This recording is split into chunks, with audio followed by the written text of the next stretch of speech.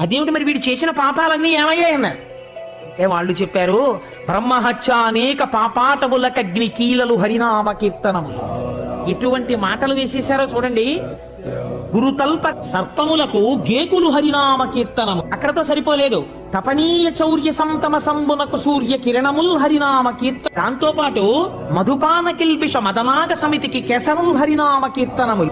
మామూలు పాపాల గురించి మీరెందుకు మాట్లాడతారయా? బ్రహ్మహత్య లాంటి మహాపాతకాలు ఉన్నాయి కొన్ని. అటువంటి మహాపాతకములు ఏ ఉన్నాయో అటువంటి మహాపాతకములనేటటువంటి అరణ్యములను పెంచుకున్నవాడు ఉన్నాడంటే ఎంత పాపం చేశాడో. అటువంటి వాడు హరినామ సంకీర్తనం చేస్తే ఇంత పెద్ద అరణ్యము ఒక్క కార్చిచ్చు నిప్పురవ్వ పుడితే కాలిపోయినట్టు కాలిపో.